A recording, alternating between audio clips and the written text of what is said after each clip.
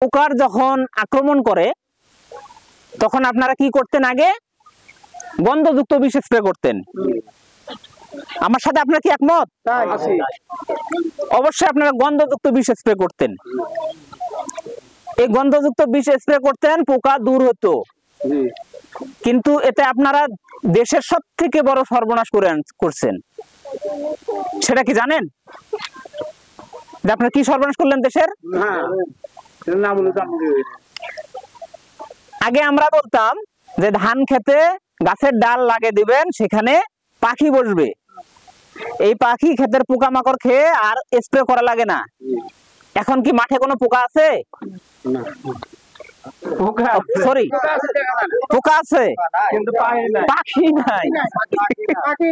কথাটা আমি উল্টা বলে ফেলছি। কোনো পাখি নাই। পাখিরে কিছু খাবার দিবেন, তারপরেও পাখি পাওয়া যায় না।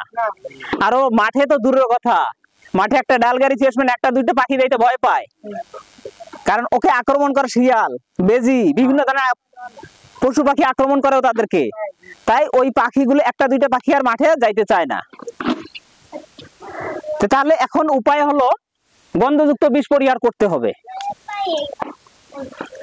গন্ধযুক্ত বিষ পরিবেশের জন্য হুমকি, ক্ষতিকর।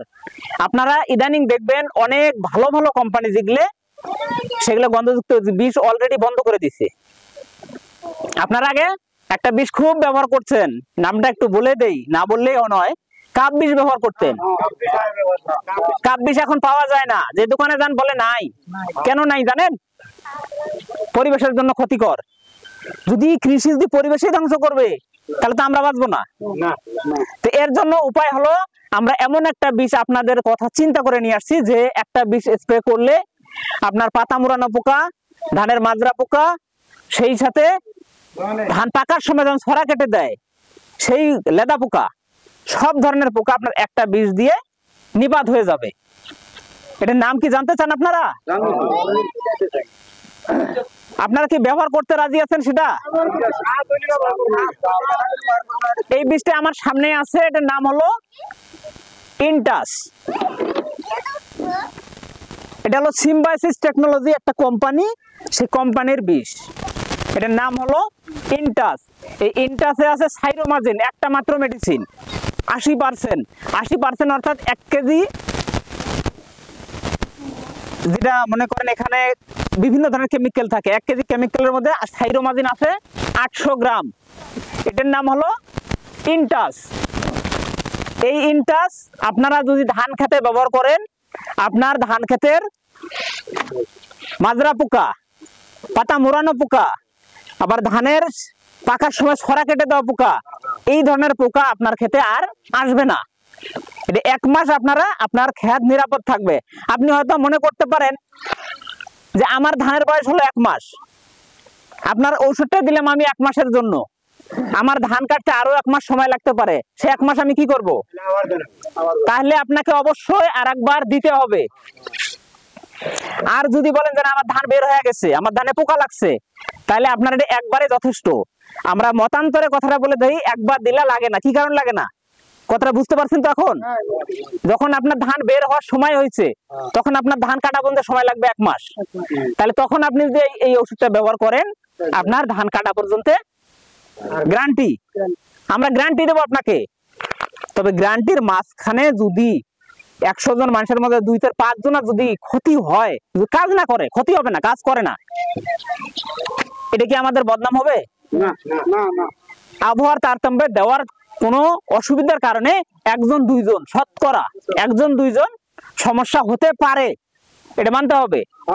তাই বলে যদি 10 জন ব্যক্তির কাছে যদি নিয়ে ওষুধটা ব্যবহার করে, 10 জনের মধ্যে 8 জন যদি আসি বলে না আমার কাজ করে নাই, তাহলে আপনারা কেউ নেবেন না। আমার কথার সাথে আপনার একমত? এখন কথা হলো, এটাকে আপনি কেমন ভাবে ব্যবহার করবেন। আপনার এখানে 40 শতকে 1 বিঘা বলেন, 40 শতকে 100 গ্রাম ঔষধ আপনি 4 মেশিন পানি করে স্প্রে করবেন। 4 মেশিন, 4 ট্যাঙ্কি বলেন আপনারা। 16 লিটার মেশিন হলে ট্যাঙ্কি হলো 4টে, আর যদি 20 লিটার হয় তাহলে হবে 3টে মেশিন পানি করে আপনি অবশ্যই স্প্রেটা করবেন সন্ধ্যার আগ মুহূর্তে, অর্থাৎ বিকেল বেলা, যখন রোদের টেম্পারেচার থাকবে না সেই সময় স্প্রে করবেন। সারাটা রাত গাছটা শীতল আবহাওয়ায় হালকা হালকা শীতের কণায় ঔষধটা পুরো গাছ ডাইলেশন হবে, আপনার ক্ষেতের কোনো পোকা থাকবে না। আর যদি দেখেন আপনার ক্ষেতে মাজরা পোকাও আছে, সেই সাথে পাতা মোড়ানো পোকা ধরে গেছে, পাতা মোড়ানো পোকা এক গ্রুপের ঔষধ দিয়ে সহজেই মরতে চায় না, তার জন্য সাথে আমাদের আরেকটা বোতল আছে। এই বোতলটা, এটার নাম হলো বায়োলা। এই বোতলটা আপনারা এটার সাথে স্প্রে করবেন। এই একটা ছোট্ট একটা বোতল দিয়ে আপনি 2 বিঘা জমি স্প্রে করতে পারবেন। এই ছোট্ট একটা বোতল দিয়ে আপনার স্প্রে হবে 2 বিঘা জমিন, আর এই এত বড় একটা প্যাকেট দিয়ে হবে 1 বিঘা জমিন। তাহলে এই বোতলটার কি পরিমাণ পাওয়ার আছে, এটা এই দুইটা একসাথে ব্যবহার করেন আপনার মাজরা পোকা, পাতা মোড়ানো পোকা। যদি পাতা মোড়ানো পোকা না ধরে থাকে তাহলে আপনার এই একটা ওষুধেই যথেষ্ট। আর যদি পাতা মোড়ানো পোকা ধরে যায় তাহলে সাথে এই বিষটা দিবেন। এটার নাম হলো বায়োলা। আর এই প্যাকেটটার নাম কি বলছিলাম আমি? ইনটাস। আপনাদের মনে থাকবে?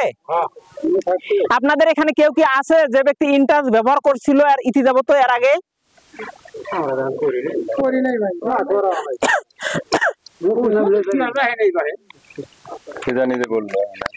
আপনি কি ব্যবহার করছিলেন? না, এখানে বলছে যে ভুট্টার মধ্যে না, ভুট্টারটা পরের কথা। আপনি ব্যবহার করছিলেন কি এটা? হ্যাঁ, ইনশাআল্লাহ 2 বছর থেকে আমি ব্যবহার করি ইনটাস। এই ঔষধটা মনে করেন 2 বার দিলে আল্লাহর রহমত নিশ্চিত ইনশাআল্লাহ। এটা 2 বছর আগে আসছে, কিন্তু আপনার এলাকায় এই প্রথম। কিছু থাকে, কারণ আমরা এর আগে নদী পার হই নাই, যেহেতু নদী পার অঞ্চল, প্রত্যন্ত এলাকায় খুব তাড়াতাড়ি এত দূর দৌড়ানো সম্ভব না। এটা গেল আমাদের পোকার ঔষধ। আপনার 1 মাস হয়ে থাকে এনে একবার দিবেন। তারপর ধানের আরেকটা রোগ, যখন ধান বের হওয়ার সময় হয় ধানের পাতাটা ঝলসে যায় না? অনেক অনেক জায়গায় দেখবেন যে নিচের পাতাগুলো পুরো পুরো পড়ে যেতে আছে, খোলগুলো পচে যায়। আপনারা কি বলেন সেটাকে? পচা ময়না। পচা ময়না ওটা মূলত হলো পাতা ব্লাস্ট। এমনি এমনি গাছ শুকিয়ে যায়। যখন পাতার উপর আগাটা ঝলসে যায় এটাকে বলে বিএলবি, ব্যাকটেরিয়াল লিভ ব্লাস্ট। মানে ব্লাস্ট রোগ। ব্লাস্ট হলো কয়েক প্রকারের, একটা ধানের শীষে ধরে আর একটা পাতায় ধরে। পাতায় হলো বিএলবি, ব্যাকটেরিয়াল লিভ ব্লাস্ট। এটা ব্যাকটেরিয়া জনিত একটা রোগ। কত শর্টকাট করেন। এর জন্য আপনারা সমাধান পাবেন আমাদের ফেলিকার্প, আর সাথে দিবেন আমাদের হানচাট নামে একটা পাউডার। এই পাউডারটার ভিতরে সিঁদুরের মতো রং পাবেন। এটা ব্যবহার করবেন, এই 2টা জিনিস আপনারা ব্যবহার করবেন। আপনাদের ধানের পাতা কখনো লাল হবে না। পাকাটা ধান পাকা পর্যন্ত পাতা সবুজ থাকবে। যদি ধানের পাতা সবুজ থাকে, গাছ খাবার সংগ্রহ করে পাতা দিয়ে, যদি পাতা সবুজ থাকে আপনার ধানের ফলন অবশ্যই বিঘা প্রতি 2 থেকে 4 মণ ধান বেশি হবে। আমরা কি ফলন বেশি করতে চাই কিনা? আমাদের লক্ষ্য কি ফলন বেশি করা না কম করা? ফলন বেশির সাথে আরেকটা কাজ হবে কি, আমরা তো এই খড়টা গরুকে খাওয়াই, চরাঞ্চলের মানুষ আমরা তো সকলেই গরু পালি, তো গরুর খাবারটা কম হয় না বেশি হবে তখন? তাহলে আমরা কি খেয়ার বেশি চাই কিনা? তাহলে অবশ্যই আমরা ধানে ব্যবহার করব খোলপরা, এবং ব্লাস্টের জন্য ব্যবহার করব ফেলিকার, হানচাট। আপনারা কি ব্যবহার করতে রাজি আছেন? ইনশাআল্লাহ কাজ করবে ইনশাআল্লাহ। তারপর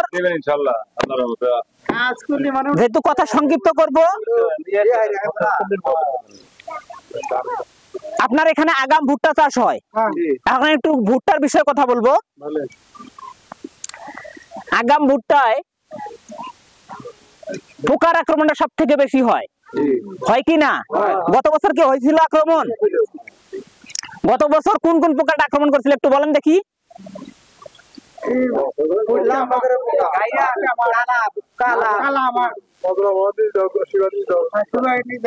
এরকম মোটা মোটা এগুলো পোকা, আঙ্গুলের মতো লম্বা হবে, প্রায় এরকম মোটা হয়। আগে তো ছোট থাকে পরে বড় হয়, এই পরিমাণ বড় হয় এই পোকাটা।